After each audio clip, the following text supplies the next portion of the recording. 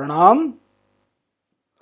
वज्र शिक्षा मंच के केसरिया इतिहास की प्रश्न श्रृंखला का आज 14वां प्रश्न है। सर्वप्रथम दिनांक 7 अगस्त को श्रावण शिवरात्रि के दिन शिव तांडव स्तोत्र मैंने अपने इस चैनल पर प्रस्तुत किया था। तो जो भी शिव भक्त उस पर अभ्यास करना चाहते हो तो वह उस लिंक को देखकर अभ्यास कर सकते हैं। अब जो कल प्रश्न पूछा गया था, सबसे पहले मैं उसका उत्तर दिया करूंगा। तो उस प्रश्न का उत्तर कई श्रोतागणों ने, प्रियजनों ने बिल्कुल ठीक उत्तर दिया है। वह उत्तर है झलकारी बाई। वो कुछ विस्तार से भी उन्होंने लिखा है, कुछ मित्रों ने, श्रोतागणों ने, तो आप देख लीजिएगा। अब आज के प्रश्न का संक्षिप्त विवरण यह है।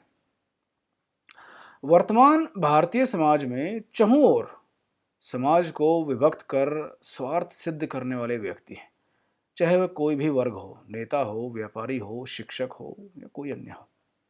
यह धारणा इतनी प्रखर है और युवाओं के भी मन में बैठा दी गई है कि हिंदू समाज जाति प्रथा से सदैव से ही अभिशप्त है।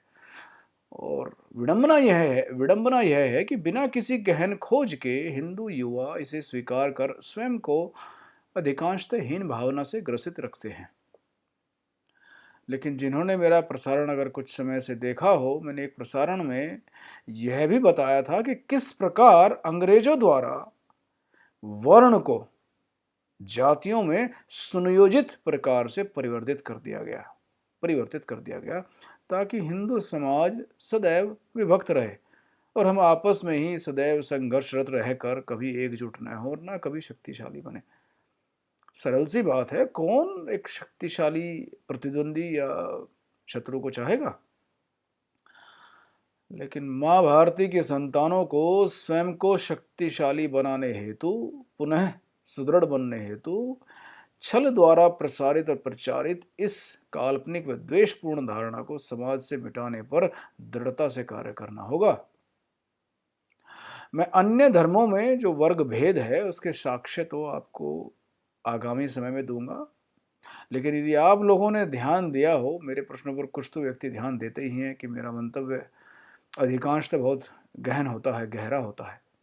तो मैंने अभी तक के सभी प्रश्नों में हिंदू समाज के चारों वर्णों, चाहे वह ब्राह्मण हो, चाहे क्षत्रिय हो, चाहे वैश्य हो अथवा शूद्र हो, सभी की महानता के उदाहरण दिए हैं। स्पष्ट है कि हमारा समाज सदैव इतना विभक्त व संघर्षरत नहीं रहा है।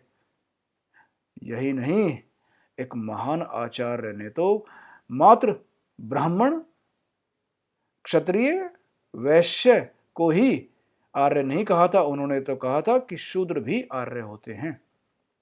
तो यदि सभी आर्य हुए तो समाज में मूलभूत रूप से तो कोई भेद नहीं होना चाहिए। तो इसी ज्ञान के आधार पर जब हम जान सकेंगे तभी तो हम आपस में जो हमारा भेद है काल्पनिक, इसको दूर करने का प्रयास करेंगे। तो यह प्रश्न आज उसी से संदर्भ में है।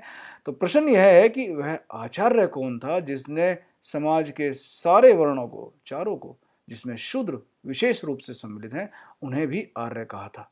अन्य को तो सभी लोगों ने कहा है किसी न किसी रूप में, लेकिन उन्होंने शूद्रों को भी आर्य कहा था। तो प्रश्न यह है कि उस आचार्य का नाम क्या था? अपना उत्तर नीचे टिप्पणी या कमेंट बॉक्स में अवश्य दीजिएगा। जय मां भारती।